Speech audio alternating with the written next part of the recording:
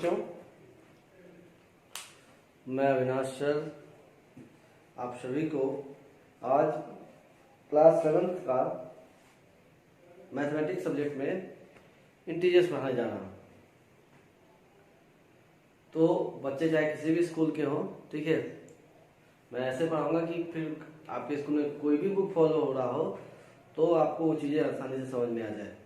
तो अब time waste नहीं करेंगे और सीधा अपने लेक्चर पे स्टार्ट करते हैं, अपने लेक्चर को स्टार्ट करते हैं। ठीक है, देखो चैप्टर हमारा क्या है, इंटीजर्स। ठीक है, 6 में हमने कुछ पढ़ा होगा नंबर सिस्टम के बारे में, कुछ नंबर्स के बारे में पढ़े होंगे, जिसमें था natural numbers, whole numbers, integers पढ़ा होगा डेफिनेशन में, prime number, even number, odd number, composite number, ये सब चीज़ पढ़ा है। तो नेचुरल नंबर में थोड़ा सा जस्ट 2 मिनट में रिमाइंड करता हूँ। काउंटिंग नंबर को नेचुरल नंबर कहते हैं, यानी 1 से लेके आप जहाँ तक काउंट कर सको वो नेचुरल नंबर है। होल नंबर क्या है, अगर आप नेचुरल नंबर में 0 भी ऐड कर लो, यानी 0 से आप जहाँ तक काउंट कर सकते हो पॉजिटिव नंबर में, वो सभी के सभी आपके क्या है, होल नंबर है। इंटीजर्स क्या होता है, natural number negative of natural numbers together with 0 are called integers. यानी 0 से आप लेफ्ट में जाएंगे तो माइनस, आप नंबर लाइन पढ़े होंगे थोड़ा सा भी तो ध्यान में होगा कि 0 से लेकर के आप जहां तक जाओ लेफ्ट में आपको नेगेटिव में नंबर्स मिलेंगे जब आप लेफ्ट में जाओगे तब, और इन्फिनिटी तक यानी इनफाइनाइट जब नंबर तक आप जाओगे तो वो सारे के सारे नंबर माइनस में आएंगे, और 0 से राइट साइड में जब आप बढ़ोगे तो इनफाइनाइट तक क्या होगा, वो आपको पॉजिटिव इन्फिनिटी तक जहां जाओगे वो सारे के सारे नंबर क्या होंगे, पॉजिटिव इंटीजर्स होंगे। आया बात समझे? तो इसीलिए बोला जाता है कि positive natural number, negative natural numbers together with 0 are called integers. ठीक है, या आप इसको ऐसे भी डिफाइन कर सकते हो, whole numbers together with negative natural numbers are integers. तो आप खुद से भी इसको डिफाइन कर सकते हो अपने शब्दों में। फिर हम बात करते हैं इवन नंबर क्या होता है। तो the number which are divided, yeah, the number which is divided by 2 are called even number, and the number which is what, which is not divided by 2 are called odd number.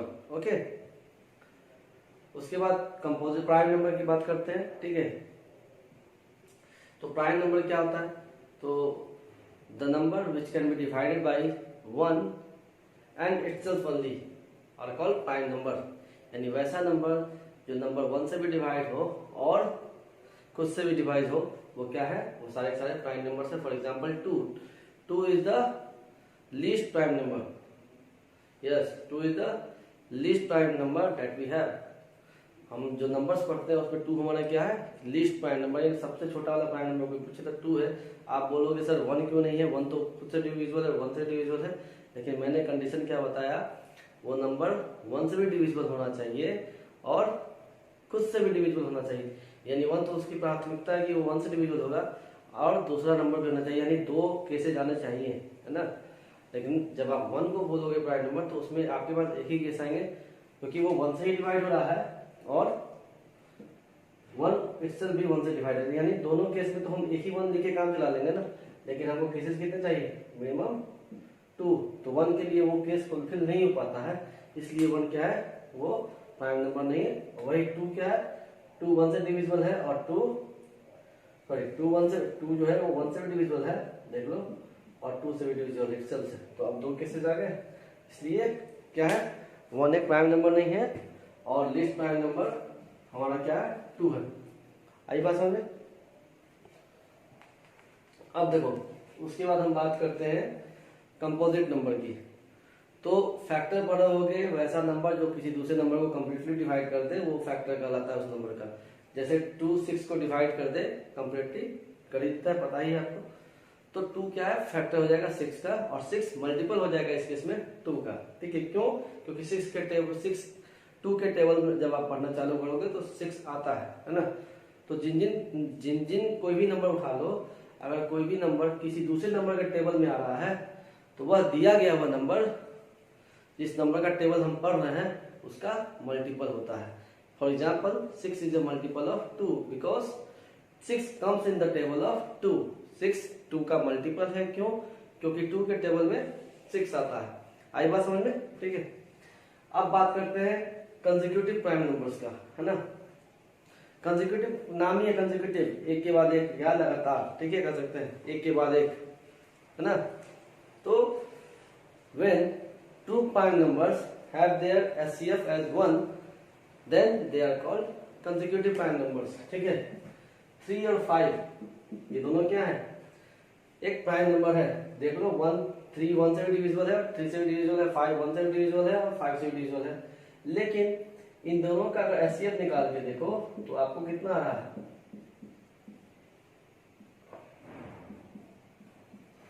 आपको कितना आ रहा है, 1 आ रहा है ना, ठीक है।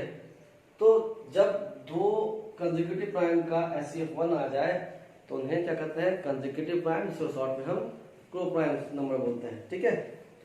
और अभी जब बताया कंपोजिट नंबर का, ये कंपोजिट नंबर क्या होता है, जब शायद मैं मिस्टेक से भूल गया था मुझे मैं कंपोजिट नंबर शायद कराया हूँ या नहीं, लेकिन ध्यान रखो कि कंपोजिट नंबर क्या था, जब कोई भी नंबर का मोर देन 2 फैक्टर हो। फैक्टर तो मैंने समझा दिया था जैसे 6 है, 6 का फैक्टर क्या है, 1 है ना, 1 से ये 6 टाइम में डिवाइड हो जाएगा, 2 से भी 6 टाइम में डिवाइड हो जाएगा और 3 से भी हो जाएगा और 6 से भी, यानी देखो मोर देन 2, ये तो 4 आ गया।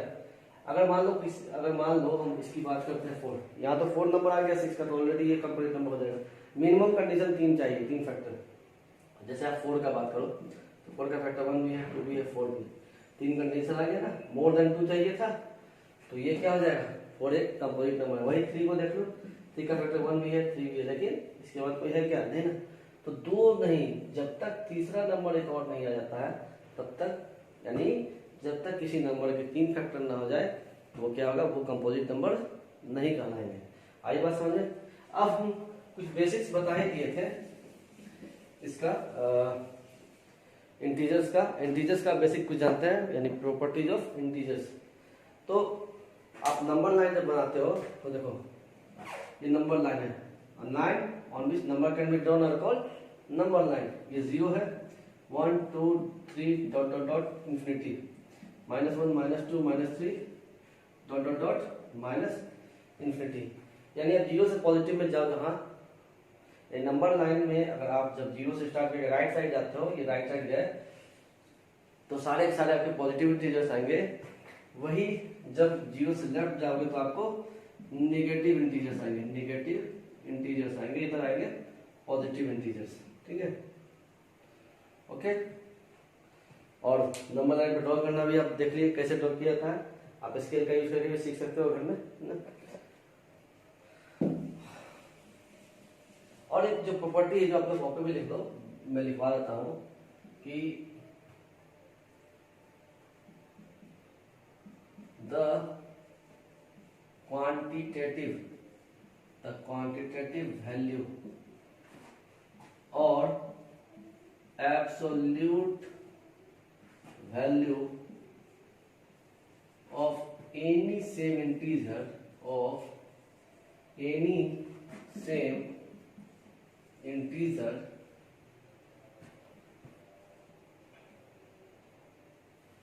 with positive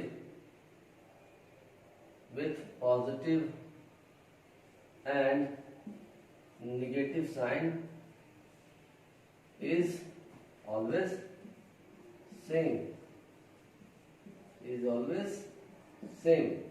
क्या करा है, क्वांटिटेटिव वैल्यू और absolute value of any same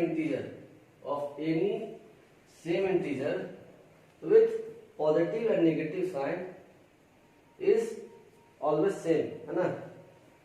यानी किसी भी कोई भी इंटीजर, कोई भी सेम इंटीजर का बात करें, ठीक है, फिर चाहे वो क्या हो, प्लस में हो चाहे माइनस में हो, लेकिन इंटीजर सेम होना चाहिए। 5 इंटीजर है ना, अब भले ही ये -5 हो जाए और ये +5 हो जाए, यही कहने का मतलब, इसका सेंटेंस का मतलब क्या है कि आप कोई भी integer low, for any same integer, मैंने 5 लिया, 5 को मैंने -5 और +5 से दिखा दिया। बोल रहा है कि कोई भी सेम इंटीजर, ठीक है, चाहे अपोजिट साइन के, है ना, हो, तो वैसे इंटीजर का जो क्वांटिटेटिव वैल्यू होगा और एब्सोल्यूट वैल्यू होगा वो सेम होगा।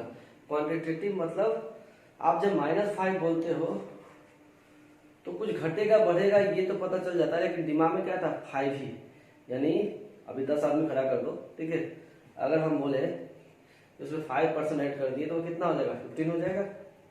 अब फिर लेकिन ऐड कितना हुआ आपके माइंड में आया था कि 5 ऐड हुआ, अभी उसी 10% में से मैंने 5% को हटा दिया तो कितना बच गया 5 बच गया, फिर भी तो हटा कितना वो भी 5, यानी क्वांटिटी आपके दिमाग में हमेशा क्या आता है 5 ही रहता है। तो इसीलिए बोल दिया, तो यही यहाँ पे करा है और उसी को बोलते हैं क्या कि क्वांटिटेटिव वैल्यू, यानी किसी भी इंटीजर सेम इंटीजर का अगर सेम इंटीजर हो पॉजिटिव और नेगेटिव साइन हो लेकिन उसके क्वांटिटेटिव वैल्यू है ना, लेकिन उसकी क्या होगा तो उसके इसमें उसकी क्वांटिटेटिव वैल्यू और एब्सोल्यूट वैल्यू जो दोनों एक ही चीज है बस नाम अलग अलग है, क्वांटिटेटिव वैल्यू ही एब्सोल्यूट वैल्यू क्या रहता है ये भी जान लो, एब्सोल्यूट वैल्यू तो सुनना होगा, ये क्वांटिटेटिव वैल्यू जल्दी सुनने को नहीं मिलता होगा। ये क्वांटिटेटिव वैल्यू और एब्सोल्यूट वैल्यू उस इंटीजर का क्या होता है सेम होगा। कैसे, जैसे 5 तो 5 ही है, अगर -5 भी दिया रहा है तो उसका क्वांटिटेटिव वैल्यू बोला जाए तो हम माइनस को रिमूव करते हैं और इसको रिमूव करने के लिए हम उस इंटीजर पे क्या करते हैं मॉडुलस चलाते हैं। ये जो देख रहे हो कि लाइन इनको मैंने दिया इसके बीच में -5 के दोनों साइड दिया, इसी को क्या बोलते हैं मॉडुलस, इसको शॉर्ट में मॉड बोलते हैं। और जब मॉडुलस में कोई भी नंबर हो तो उसका रिजल्ट जो भी आएगा वो हमेशा पॉजिटिव में आएगा, यानी -5 पे क्या आएगा 5 और ये उसके क्वांटिटेटिव वैल्यू को दिखा रहा है ना कि साइन को। ये नंबर तो -5 था लेकिन इस वैल्यू का क्वांटिटेटिव, इस नंबर का क्वांटिटेटिव वैल्यू क्या था 5। जैसा मैंने एग्जांपल में बताया कि 5 बढ़ा दिया तो भी माइंड में 5 का इमेज बना, 5 हटा दिया तो भी माइंड में 5 का इमेज बना, ठीक है। तो ये तो हो गया प्रॉपर्टी।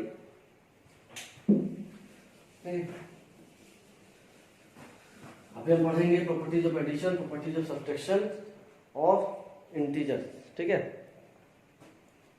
अब कुछ क्वेश्चन कर लेते हैं। अब इसमें है क्या, देखो जैसे मैं 2 क्वेश्चन करने जा रहा हूँ, -61 + 58। फर्स्ट क्वेश्चन है -61 एंड -58, ये मैं कुछ भी दे सकता था, ठीक है। अब क्या कर रहा है, ठीक है, एडिशन ऑफ इंटीजर्स का बात कर रहे हैं, जो हम टॉपिक पढ़ रहे हैं जनरली एनसीईआरटी में नहीं मिलेगा, अक्सर नहीं, ये अलग साइड बुक है, ठीक है। तो उसमें दिया हुआ है फर्स्ट टॉपिक में दिया addition of integer with like sign और addition of integer with unlike sign, ठीक है। तो ये देखो लाइक साइन का मतलब क्या हुआ, लाइक मतलब सेम कर सकते हो, अनलाइक मतलब अपोजिट साइड, ठीक है।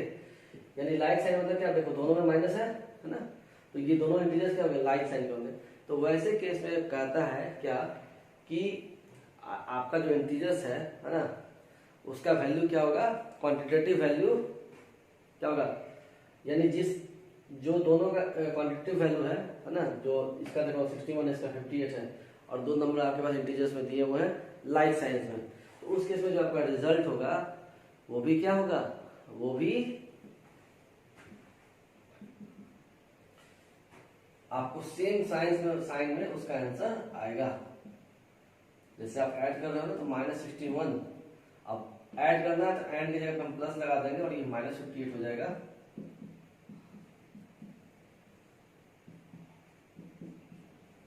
ठीक है। -119, तो दोनों का जो कंबाइंड साइन आएगा वो भी किसके बराबर होगा, क्योंकि दोनों लाइक साइन में है तो दोनों नंबर को ऐड कर दो और जो लाइक साइन है वही लाइक साइन यहाँ पे लगा दो। अगर अब इसका पूछा जाए कि क्वांटिटेटिव वैल्यू और एब्सोल्यूट वैल्यू, तब हम इस केस में क्या करेंगे, -119 के ऊपर मॉड लगाएंगे और ये कहेंगे कि the absolute value of -119 is 119। आई बात समझ में, तो सिंपल समझ गए होगे। अब नेक्स्ट है क्या,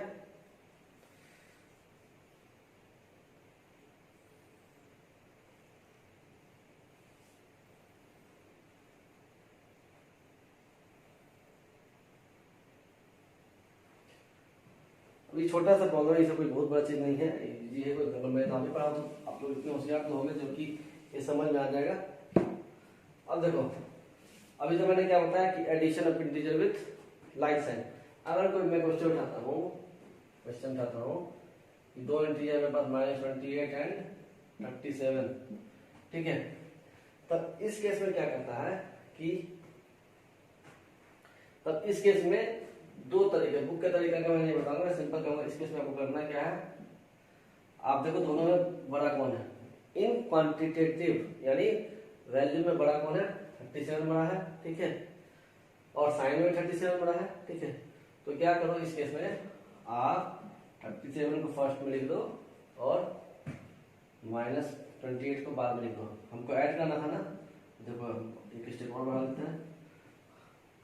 हमें 37 क्या ऐड करना था, -28 ऐड करना है इस क्वेश्चन में, ठीक है। क्वेश्चन में दिया है कि ऐड करना है, मैंने लिखा नहीं है लेकिन जान लो क्वेश्चन क्या करना है, ऐड करना है। तो 37 में 28 को -28 को ऐड करना है, तो मैंने कहा कि 37 क्वांटिटेटिव वैल्यू में ज्यादा है, ठीक है, और पॉजिटिव वैल्यू में है, ठीक है। लेकिन यही क्या है, क्वांटिटेटिव वैल्यू का 28 है लेकिन माइनस में है, तो मैंने क्या किया, जो पॉजिटिव में है उसको पहले लिख लिया, जो निगेटिव में उसको बाद में लिख लिया। और आपको पता है कि प्लस माइनस क्या होता है, माइनस, ठीक है। 37 माइनस 28 कितना हो जाएगा, इसका वैल्यू 9 हो जाएगा।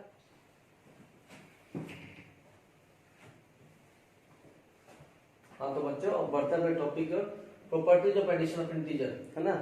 यानी इसमें हमें करना क्या है, हमें इसमें क्या करना है, फर्स्ट है हमारा क्लोजर प्रॉपर्टी, ठीक है। यानी इसमें हम एडिशन के प्रॉपर्टीज पढ़ेंगे इंटीजर्स के लिए। क्या पढ़ेंगे, एडिशन के property, properties of addition means addition के प्रॉपर्टी पढ़ेंगे इंटीजर्स के लिए, जिसमें पहला है क्लोजर प्रॉपर्टी। और ये क्लोजर प्रॉपर्टी कहीं भी पढ़ लो, ठीक है। एडिशन के केस में किसी चीज के लिए ये क्लोजर प्रॉपर्टी पढ़ लो, चाहे इंटीजर हो जाए, चाहे फ्रैक्शन हो जाए, चाहे रेशनल नंबर हो जाए, उसका काम यही है कि सम करने पे वो नंबर, यानी अगर यहाँ इंटीजर है तो इंटीजर्स का सम इंटीजर ही होगा, रेशनल नंबर का सम रेशनल नंबर ही होगा, फ्रैक्शन का सम फ्रैक्शन ही होगा, ठीक है, एक फ्रैक्शन ही होगा, ठीक है। यानी जैसे इंसान का बच्चा इंसान में होता है, कैट का बच्चा कैट, डॉग का बच्चा डॉग निकलता है ना, तो वैसे ही दो इंटीजर्स का जो कंबाइन करके क्या होगा, एक नया नंबर जो निकलेगा, और वो भी एक इंटीजर्स ही होगा, यही बात है ना। तो क्लोजर प्रॉपर्टी क्या कहता है, the sum of two integers, the sum of two integers is also an integer, is also an integer, the sum of two integer is also an integer, ठीक है। for example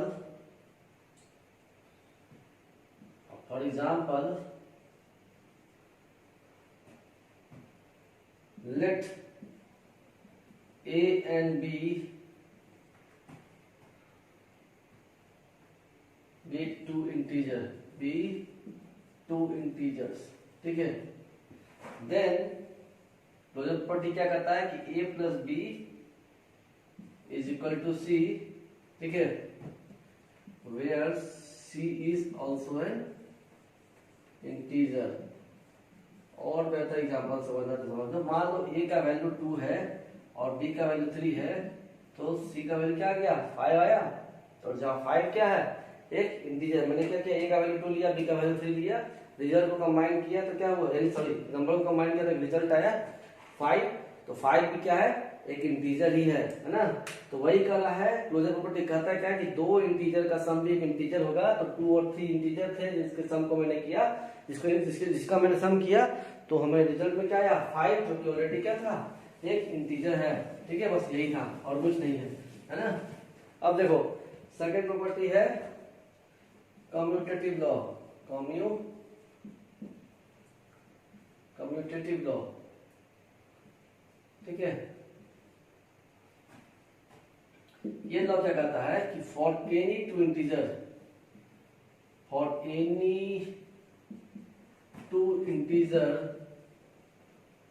a and b, a plus b is equal to b plus a। देखो मैं यहाँ बोला for any two integer a and b, और यहाँ बोला commutative law. लेकिन जब हम इंटीजर के लिए पढ़ रहे हैं, अब पढ़ रहे हैं क्या, प्रॉपर्टीज ऑफ इंटीजर, तो ये क्या है, कम्यूटेटिव लॉ ऑफ एडिशन। तो कम्यूटेटिव लॉ ऑफ एडिशन क्या कहता है, for any two integer a and b, a plus b is equal to b plus a, यानी 2 प्लस 3 इज इक्वल टू उतना ही होगा जितना कि 3 प्लस 2, देख लो, है ना। मैंने यहाँ a और b को भी, a को भी 2 माना, b को 3 माना, और रिजल्ट देख रहे हो वो सामने है कि नहीं। और इस सेकंड था, ठीक है।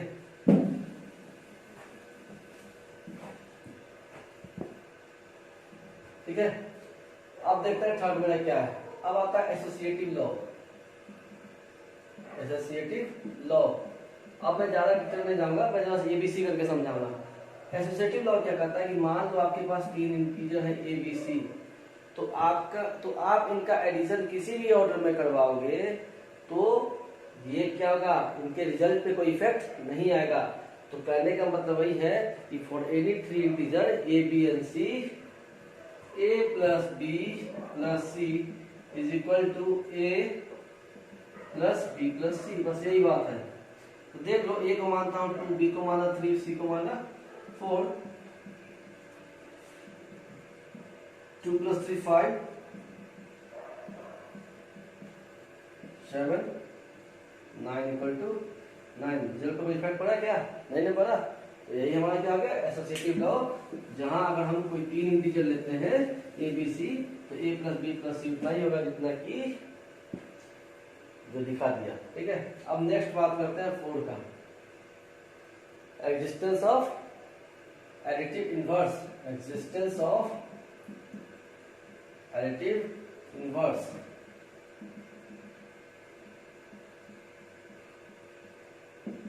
ये क्या करता है, फॉर एनी इंटीजर, यानी हम पर क्या है, addition, existence of additive inverse. ठीक है, इन एडिशन ऑफ इंटीजर्स, है ना, यानी एग्जिस्टेंस ऑफ एडिटिव इनवर्स। ठीक है, एग्जिस्टेंस ऑफ यानी कहीं ना कहीं किसी भी इंटीजर्स का एक इनवर्स इंटीजर है। ठीक है, एक इनवर्स इंटीजर है जिसको अगर हम उस दिए गए नंबर में ऐड करना दे तो रिजल्ट क्या हो जाएगा, 0 होगा। तो वही करता है फॉर एनी इंटीजर ए, ये हमारा कहता क्या property, for any integer a there exist, for any integer a there exist there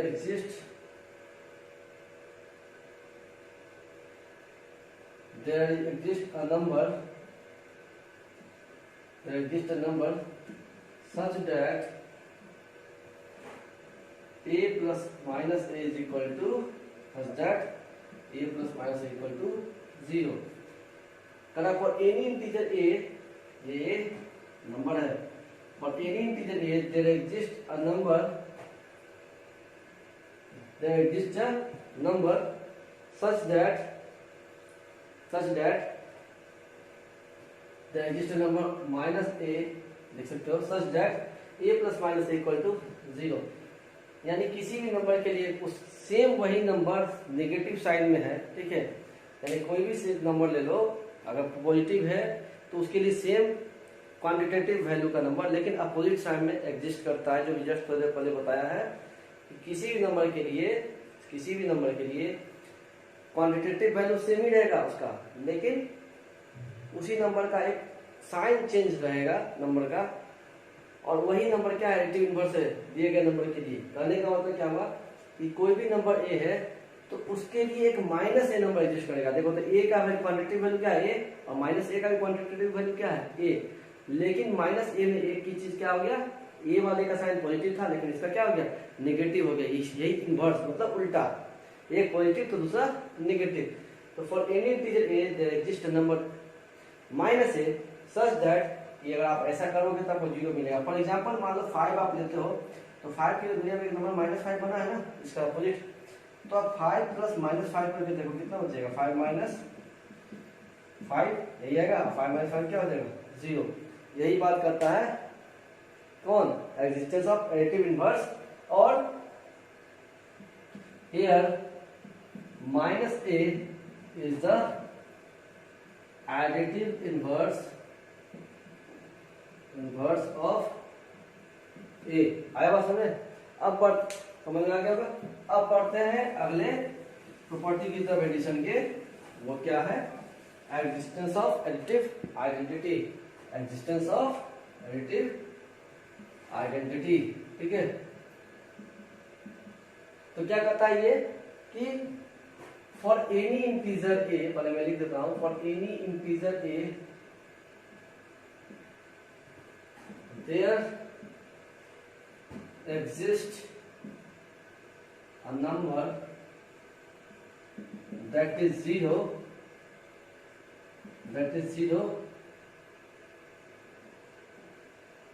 for any integer a there exists a number, ठीक है, या इसको ऐसे लिख सकते हैं, for any integer a there exists a number, ठीक है, such that on adding that to the given number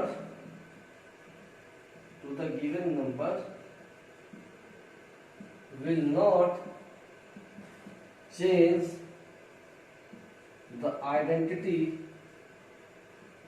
of the given number,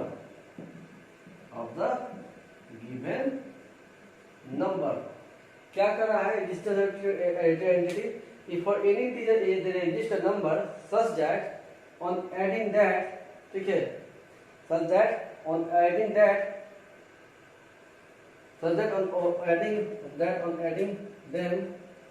to the given number will not change the identity of the given number, यानी किसी भी integer a के लिए एक number exist करता है कुछ इस तरह से कि अगर वो जो नंबर एग्जिस्ट कर रहा है अगर उसको दिए गए नंबर से ऐड करा दें तो उसके आइडेंटिटी में कोई भी चेंजिंग नहीं आएगा, मतलब उसके पहचान में कोई चेंजिंग नहीं आएगा। और ऐसा एक ही नंबर हो सकता है। कभी सुना है कि कोई चीज ऐड होने पे घटता हो किसी नंबर को? अगर तुम्हें कोई कुछ दे रहा है, तुम्हारे पास 2 रुपया है, तुमको किसी ने 1 रुपया दिया, कितने बन गए? 3 रुपीज। लेकिन ऐसा कुछ है कि दिया कुछ और तुम फिर भी कहोगे नहीं मेरे पास 2 रुपीज है, तो उस समय वो क्या दिया होगा? सिर्फ तुमको धोखा दिया होगा। उसने तुमको हाथ में ऐसे करके रखा होगा और तुम हाथ खोले होगे, तुम्हें कुछ नहीं निकला होगा, ठीक है। तो और वो नंबर क्या होगा? 0 रुपीज, है ना। तो एक्जिस्टेंस ऑफ आइडेंटिटी क्या कहता है कि for any integer there exist a number such that on adding them to the given number will not change the identity of the given. Identity means पहचान, ठीक है। यानी अब इसको देख लो, कह रहा है किसी भी नंबर जो मैंने माना a के लिए, उसके लिए एक नंबर एग्जिस्ट करता है। मान लो वो नंबर जो एग्जिस्ट करता है मैंने उसको x मान लिया, जिसको ऐड करने पे वो फिर वापस क्या हो जाए? a ही बन जाए। तो x इक्वल टू क्या होगा? a, यहाँ था ही। अब इस a को उस तरफ ले जाओगे तो इसके सामने पॉजिटिव साइन है ना, तो जब हम ट्रांसपोजिंग करते हैं, ठीक है, वो नेगेटिव में आ जाएगा। तो x इक्वल टू क्या हो जाएगा? a minus a equal to 0। और ये नंबर क्या है? 0 है। तो बुक में जनरली लिखता है कि for any integer a the identity is 0। लेकिन मैं इसको बता रहा हूँ कैसे। If for any integer a there exists a number such that on adding them to the given number will not change the identity of the given number। मैंने एक integer लिया a, उसमें मैंने एक नंबर ऐड किया, और जो additive identity का प्रॉपर्टी बोलता है कि उस नंबर को अगर नए वाले नंबर जो मैं मान रहा हूँ, एक जो एग्जिस्ट कर रहा है, उसको अगर इस नंबर से ऐड करा दिया तो फिर भी वो पहचान नहीं बदल रहा है, नंबर वो अभी भी a है। इसका मतलब वो नंबर क्या रहेगा? x इक्वल टू a से 0। सो इससे हमको कंक्लूजन क्या पता चला? सो 0 is the additive identity for any integer a, ठीक है। आगे बात समझे, ठीक है। एग्जाम्पल में देख लो 5 है, 5 में 0 ऐड कर दो, कितना गया? 5। 6 में 0 ऐड कर दो, कितना गया? 6। लेकिन कभी भी इनको 0 से ऐड कर दो तो इधर पहचान बनता है क्या? पहले भी 5 था, अभी भी 5 है, पहले भी 6 था, ये भी 6 है। यही है एडिटिव आइडेंटिटी, ठीक है। अब देखो प्रॉपर्टीज ऑफ एडिशन तो खत्म हो गया। अब हम पढ़ेंगे properties of subtraction of integers. क्या पढ़ेंगे हम लोग? Properties of subtraction of integers, ठीक है। Properties of subtraction of integers, ठीक है। तो क्लोजर प्रॉपर्टी की बात करें, ठीक है, तो एक से क्लोजर प्रॉपर्टी ही साइंस में काम करेगा, ठीक है, सब्ट्रैक्शन में क्लोजर प्रॉपर्टी। और ये क्या होगा? The subtraction of two integers, the subtraction of two integers, the subtraction of two integers will always gives us an integer, will always gives us an integer। मैंने पहले ही बोला था कि क्लोजर प्रॉपर्टी चाहे आप किसी भी चीज के लिए यूज करो, वो अपना स्वभाव नहीं बदलता है। यानी रेशनल नंबर का अगर ऐड करोगे तो जो नया नंबर निकलेगा वो भी रेशनल नंबर होगा, जो फ्रैक्शन को ऐड करोगे तो वो दो फ्रैक्शन को ऐड कर लो, उससे जो नया फ्रैक्शन निकलेगा वो उससे जो नया नंबर निकलेगा वो भी फ्रैक्शन होगा। तो यहाँ मैं कर रहा हूँ कि property of subtraction of integer, तो यहाँ भी क्लोजर प्रॉपर्टी है इसका, यानी closure property of subtraction of integer, कि अगर हम दो इंटीजर चाहे कोई पॉजिटिव में हो चाहे कोई नेगेटिव में हो, लेकिन अगर दोनों का अगर आप क्या करते हो सब्ट्रैक्शन करते हो तो जो रिजल्ट में नंबर आएगा वो भी एक इंटीजर होगा। फॉर एग्जांपल देख लो, ठीक है, मैंने a को माना 5, b को माना 3, ठीक है। अब a माइनस बी करो तो 5 a है, b क्या 3 2 हो गया, 2 क्या है एक इंटीजर है। अगर b माइनस a करो इसी चीज को, ठीक है, तो 3 माइनस 5, अब ये क्या है इस टाइम -2 है, लेकिन -2 भी क्या है एक इंटीजर है, तो ये यानी closure property of subtraction follow होता है, ठीक है। अब यहाँ से कुछ चेंजिंग मिलेगा आपको यहाँ पे कम्यूटेटिव लॉ नहीं मिलेगा सब्ट्रैक्शन के लिए, ठीक है। सब्ट्रैक्शन ऑफ इंटीजर्स के लिए कम्यूटेटिव लॉ फॉलो नहीं करता है। फॉर एग्जांपल यानी कि a minus B is not equal to b minus a, यही है, ये इसको साबित करेगा। कैसे देख लो, अभी मैंने बोला ना 5 minus 3 is not equal to 3 minus 5, क्यों भाई, तो देख लो 2 इज नॉट इक्वल टू -2, यानी ये नहीं फॉलो हुआ। और जब ये नहीं फॉलो हुआ तो इसी आधार पे तो एसोसिएटिव भी जाता है ना, तो एसोसिएटिव भी फॉलो नहीं होगा, ठीक है। हाँ, तो क्लास 7 हम बढ़ते हैं सब्ट्रैक्शन प्रॉपर्टी ऑफ इंटीजर के लास्ट टॉपिक पे, हाँ, यानी सब्ट्रैक्शन प्रॉपर्टी ऑफ जीरो पे। इसके बाद हमारा सब्ट्रैक्टिव इनवर्स वाला प्रॉपर्टी यहाँ पे लागू नहीं होगा, इसलिए हम उसको नहीं पढ़ाएंगे, ठीक है। वो ही मैं बता दूंगा 2 सेकंड, लेकिन मैं उसको डील नहीं करूंगा। देखो सब्ट्रैक्शन प्रॉपर्टी ऑफ जीरो यहाँ क्यों बोले, हमने पिछले कैसे बोला था एग्जिस्टेंस ऑफ एडिटिव आइडेंटिटी, यहाँ हम एग्जिस्टेंस ऑफ सब्ट्रैक्टिव आइडेंटिटी इसलिए नहीं बोलेंगे क्योंकि एग्जिस्टेंस ऑफ एडिटिव आइडेंटिटी वाले केस में हम कोई इंटीजर ए में अगर जीरो ऐड कर दे या कोई जीरो इंटीजर में कोई दूसरा इंटीजर ए ऐड कर दे तो रिजल्ट फिर भी क्या था, सेम था। यहाँ पे वो केस नहीं है, यहाँ पे हम कहते हैं 50-50 है ना। तो देखो कैसे, इसीलिए हमने सब्ट्रैक्शन प्रॉपर्टी ऑफ जीरो लिखा है। करा if zero is subtracted from any integer then the number remains same. अगर जीरो को हम सब्ट्रैक्ट करते हैं किसी भी इंटीजर से, ठीक है, तो वो नंबर सेम जस्ट का तस रह जाएगा, सेम रह जाएगा, उसमें कोई चेंजिंग नहीं आएगी, यानी इस समय तक उसकी आइडेंटिटी बिल्कुल वही रहेगी, कोई आइडेंटिटी यानी पहचान में कोई बदलाव उसका नहीं होगा। फॉर एग्जांपल देखो, लेट एन इंटीजर ए, हमने एक इंटीजर ए माना, from which zero is subtracted, then तो हम जिससे हमने क्या किया, जीरो को सब्ट्रैक्ट किया, ए माइनस जीरो, जो फिर वापस क्या आ गया, ए बन गया। तो ए की आइडेंटिटी बदली, क्या पहले भी ए था और सब्ट्रैक्ट होने के बाद भी क्या है, ए ही है। लेकिन but when the same integer get subtracted from zero, लेकिन जब हम ए को सब्ट्रैक्ट कर रहे हैं जीरो से, तो देखो then we get inverse of that number, तो हमें ए का इनवर्स मिल जा रहा है। देखो एग्जांपल में जीरो में से जब हमने ए को माइनस किया, ठीक है, तो हमें क्या मिल गया, माइनस है। इसीलिए और यहाँ पे देखो मैंने बताया था उन दोनों केस में ए था और यहाँ क्या है, ए और दूसरे में क्या है, माइनस है। तो इसी वजह से हमने यहाँ सब्ट्रैक्शन प्रॉपर्टी ऑफ जीरो लिख के इस टॉपिक को डील किया है। तो मुझे समझ में आ गया होगा। अब बात करते हैं इसकी, क्या कहते हैं, अब बोलोगे sir existence of subtractive inverse बोल सकते हैं ना, लेकिन मैं उसको लिखूंगा नहीं, मैं जस्ट डील कर देता हूँ। 5 लिख करके देखो कैसे नहीं होगा वो फॉलो, क्यों, देखो मान लो मेरा कोई इंटीजर ए है, ठीक है, ठीक, और उसका इनवर्स क्या हो जाएगा, माइनस है। अगर ए में से अगर हम माइनस करें माइनस ए, तो ए प्लस ए यानी क्या बन जाएगा, 2a बन जाएगा, ठीक है। यानी सब्ट्रैक्शन प्रॉपर्टी ऑफ इंटीजर में ऐसा कोई इंटीजर नहीं है जिसके इनवर्स अगर हम उसको सब्ट्रैक्ट कर दें तो वो जीरो हो जाए, ठीक है। आया बात समझ में, ठीक है। अब जब माइनस ए ही को ले लो तो इसका इनवर्स क्या हो जाएगा, माइनस ए का इनवर्स क्या हो जाएगा, ए। अब इन दोनों को माइनस करो, माइनस ए, यहाँ पे क्या है, -2a हो गया, ठीक है। तो दोनों ही केस में जीरो आया क्या, नहीं आया ना, तो हम कह सकते हैं क्या कि सब्ट्रैक्टिव इनवर्स वाला प्रॉपर्टी हम यहाँ पे नहीं कर सकते हैं, यानी आया, यानी इनवर्स प्रॉपर्टी ऑफ इंटीजर यहाँ पे लागू नहीं होगा सब्ट्रैक्शन केस के लिए, ठीक है। उम्मीद है अभी टॉपिक समझ में आ गया होगा। ठीक है, तो अच्छे से अपना वर्क करोगे।